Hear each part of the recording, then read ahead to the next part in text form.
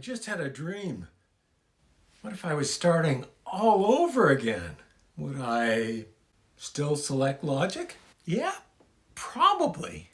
But there'd be a lot of learning to do. First place I would start is learning the virtual instruments that are delivered in Logic. Some of my friends and fellow musicians ask me, what's special about Logic? And why are you a Toronto Maple Leafs fan when they haven't won a Stanley Cup in 50 years?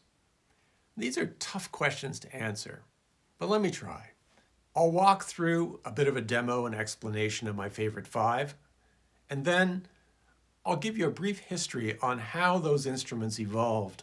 My 5 favorite virtual instruments in Logic has to start with the vintage instruments. The Hammond B3, the electric piano, the vintage Clav, and the Melotron. I know those are technically 4 different instruments, but I grouped them all together as one.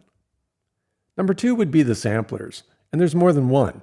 There's the full sampler, there's the quick sampler, and there's Drum Machine Designer, which executes samples that don't have to just be drums.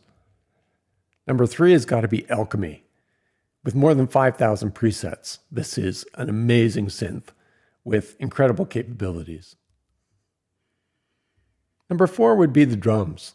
Apple's done a really good job of separating the idea of a drum performance from the sounds of the drums, and you can pick both independently. There's the drummer, the drum kit designer, there's Drum Machine Designer, where you can bring in samples and edit those samples to play whatever sounds you want. And there's Drum Kit, the very simple way of picking individual drums. Number 5 has got to be the studio horns and strings. These instruments with their articulations are the most realistic sounding horns and strings that I've ever worked with. Honorable mention goes to Retro Synth and the older sequencer drum machine called Ultrabeat.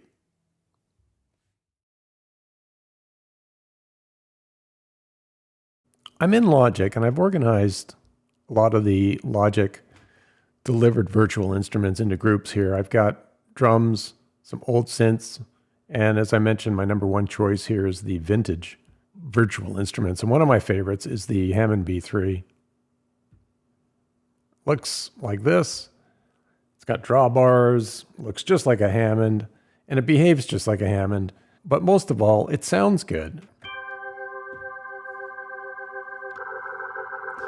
The Leslie effect, the rotation effect, is really awesome. By default, the controls for the Leslie are on the screen, but they default to the sustain pedal. If you've got a MIDI controller with a sustain pedal connected, you'll see it switches to fast and slow. So if you got a chord,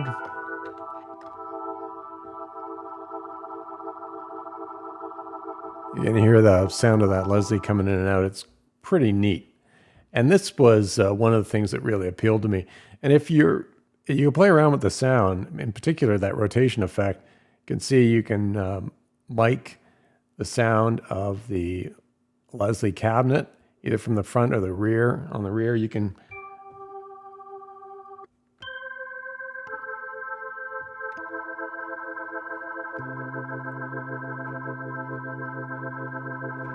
just wonderful. And on top of all of that, it's got lots of presets in here, things that are familiar to you if you've played a real Hammond before.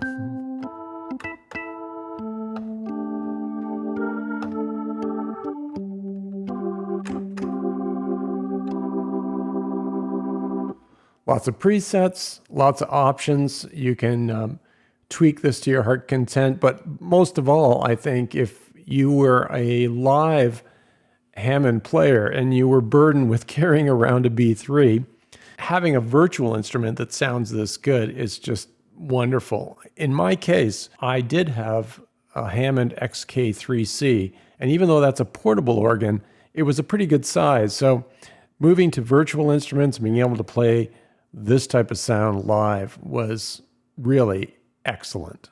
Another one of the vintage instruments is the electric piano.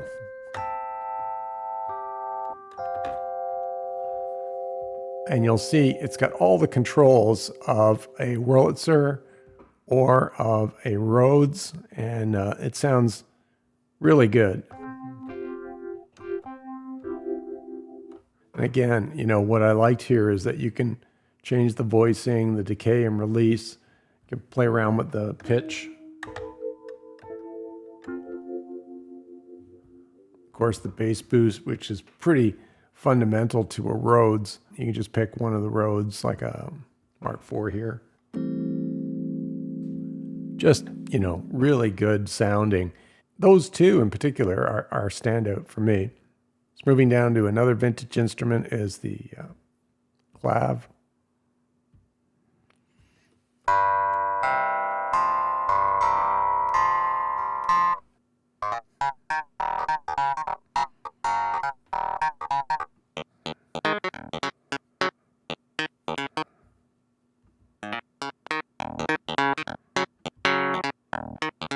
It's just a lot of flexibility there. You can control the position of the pickup, how much dampening, plays just like a real clavinet. Vintage virtual instruments I've opened up here is the Melotron, and for Beatles fans, it's great. It just has a lot of flexibility. You can see you can control the tape speed, the tone, and the volume. Basically the same controls of a Melotron from the 1960s. The way we think of virtual instruments is changing, partly because non-musician producers are very prominent in popular music these days. We tend to think of instruments as having one unique sound. A piano is a big wooden thing with a harp in the back. A violin is a small wooden box with strings across the top. But that concept of instrument to sound source is changing quite a bit, and Logic reflects that as well. When you open the library to browse through presets, you can select instruments based on their sound, not the instrument itself. In many cases, it's not obvious that you're opening up a sampler, or that you're opening up an analog synth, or that in order to get that 80s DX7 sound, you might be using FM synthesis.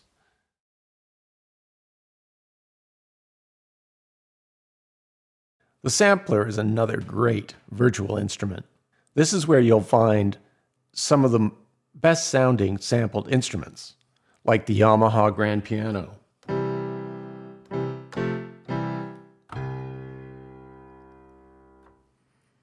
And the great thing about the sampler is it's the ultimate in flexibility.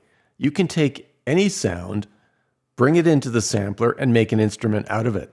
In terms of presets, there's an extensive library. Just in pianos alone, there are 7 or 8 different pianos you can choose from. There are bass instruments, drum instruments, keyboards, synthesizers. The list just goes on and on and on.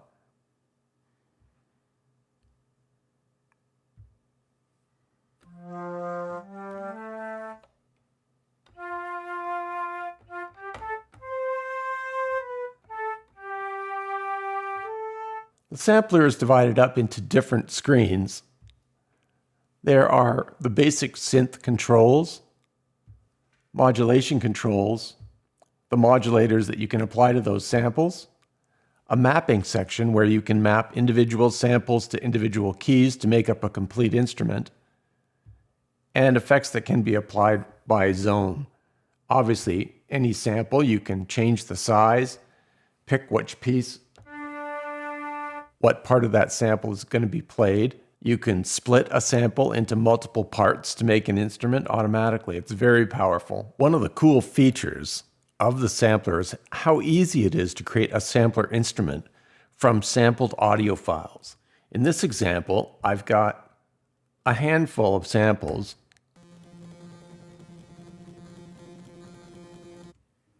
and I can select all of those samples, drag them into Logic,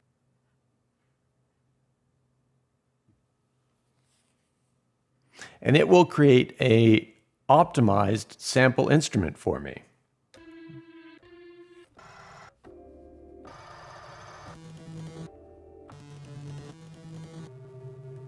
Automatically dividing up those samples into zones and assigning them to keys so I can play the instrument.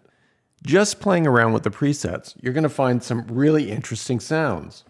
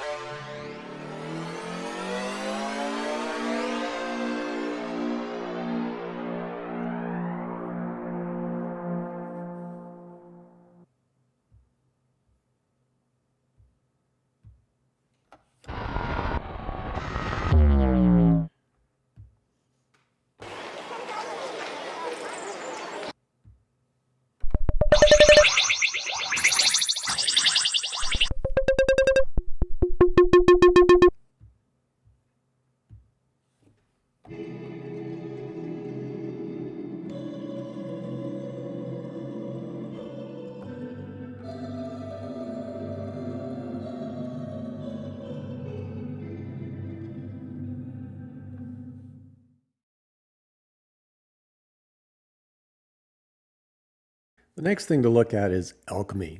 This is the synth of all synths. It is an analog synth. It's an additive synth. It's a waveform synth. It's a sampler. And if you're a preset kind of guy like me, this tool gives you more than 3,500 presets. And that at first might seem overwhelming, but they give you this great browser interface to work your way through. So essentially you can pick categories, subcategories, and narrow in into this window on the right.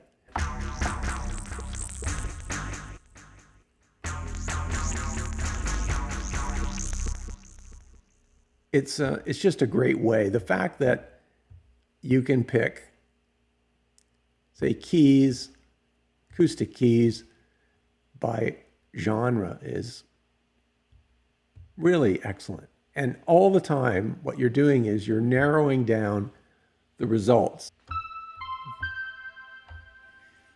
So this browser interface is really the strength of Alchemy, but it has several different modes. The browser, there's a simple mode, which is really performance oriented. And there's an advanced mode where you can program the synth to do all kinds of different things. And just back to the browser, in the bottom area here, you have a performance XY pad that lets you pick different groups of performance parameters. And you can see you can move between them quite easily, which is really powerful. All of your ADSR type parameters, anything that's tempo or time related, can differ into 8 different performance patterns, and you can move between them while you're playing to give your music quite the dynamic range, even though you're starting with a particular preset source. It also has an arpeggiator built in, and you can layer all kinds of effects.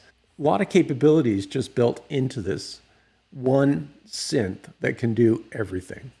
Okay, what you're seeing here is the Advanced tab, and this is the area where you can program your own sounds. Each sound can be made up of 4 parts, an A, B, C, and a D part. And that could be for oscillators, or 2 samples in an oscillator, or a wavetable and a sample. It's any combination that you want. And those sources can be as simple as loading a basic sine wave to begin your programming effort if you're into analog synthesis and creating your own sounds, or you can load a sound and then modify it. So on the left, you have sources. To the right of that, you've got filters that you can apply to those sources and some master controls. Below that, there's modulation effects, which can be related specifically to each source and potentially time-based or tempo-based. And all those ADSR type parameters can be modified over time. And I'll show you that in a little clip in a second. And just like in the browser mode down at the bottom, you still have these performance parameters.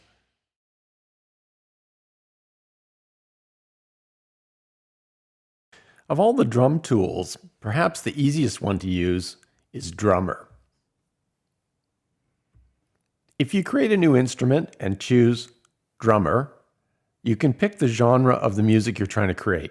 Let's say you've already written something on guitar and recorded that guitar part.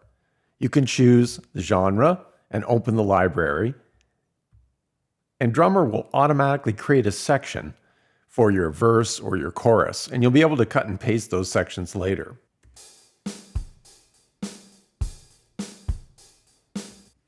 You'll be able to change the sound of that in two ways. First, you can pick the drummer.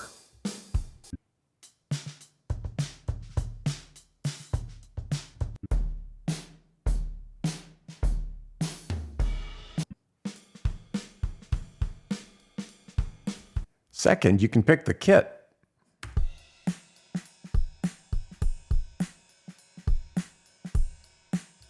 Next, you can use this tool down on the bottom to change the complexity and characteristics of that drum part. This little XY pad lets you choose between loud, soft, and complex.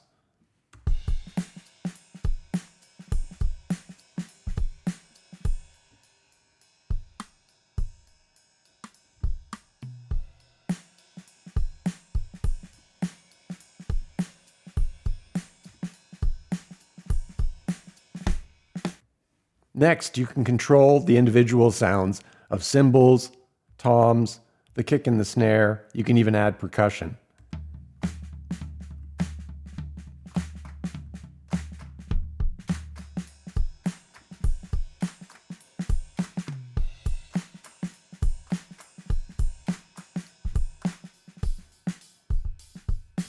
So through the manipulation of both the drummer, the drum kit that you're using, and the complexity of the sound, you can define these sections quite quickly and automatically to have drums play through your songs. The next level is to actually design the drum kit. And for that, you can use Drum Kit Designer. This is the area where you can tweak the individual sounds of individual drums within a kit. And in doing so, you can define the sound of the kit that you want. You'll still be able to use that kit with your drum track or a different style drummer, but you'll be picking the sounds. For even more creativity and control, you can open up the Drum Machine Designer. To create that track, you have to create just an empty software instrument track, and then change the input to Drum Machine Designer. The Drum Machine Designer does not appear on the main Add Instrument menu.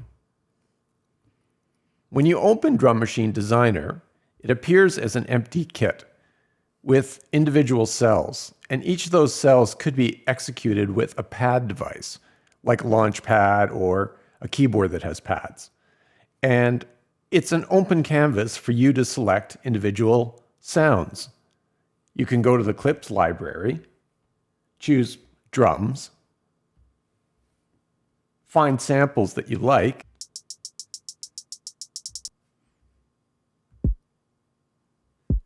and then drag those into a cell.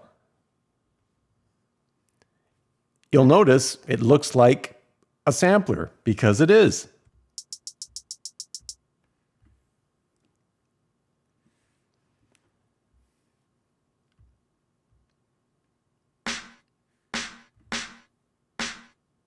There's a snare I like.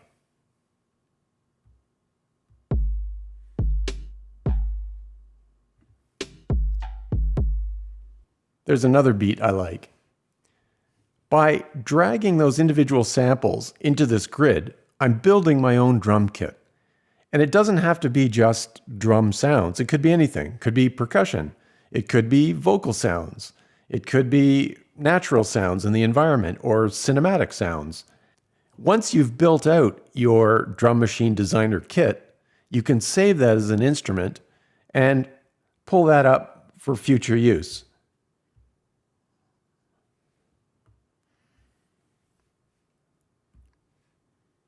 It's really the ultimate in flexibility.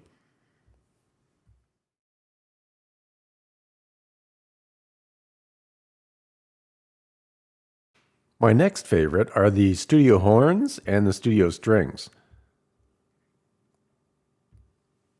If you open up the horns, there's some great presets here to play around with. You can choose an entire section, like a jazz section or an R&B section, or you can choose individual lead instruments. If you do choose a horn section, you've got options to automatically have this instrument split the voice depending on what you play on your MIDI controller. So if you play some high notes and some low notes, it will divide that up amongst the instruments that you're recording, which is really quite neat. Just choosing a lead instrument like tenor sax,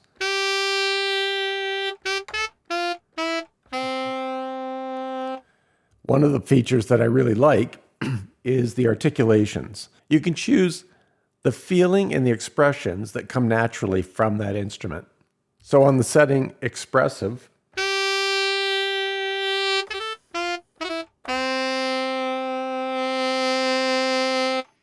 sustain,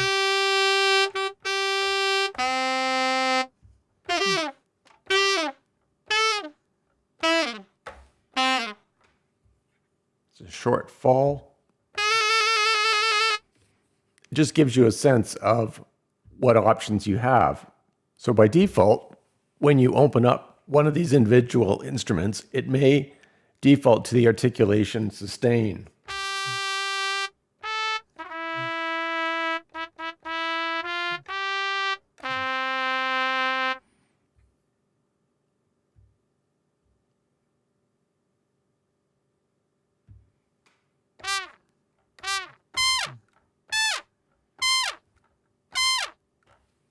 You can do some great things with it.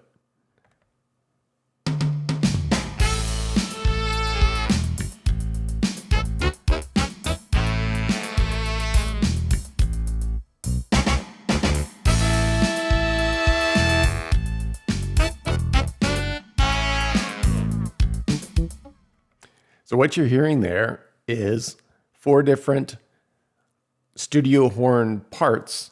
And what I've gone through is each note I've managed the articulations.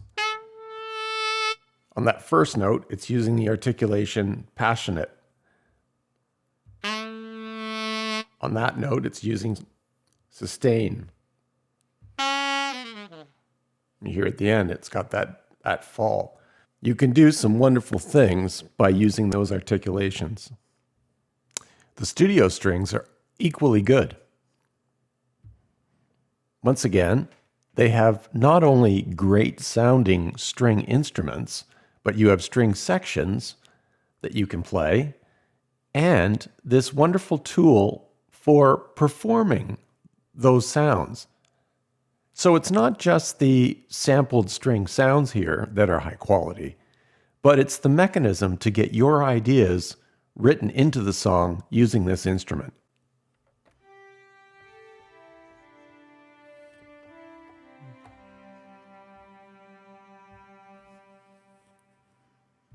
You have a choice of articulations for each set of strings. You can choose a string section.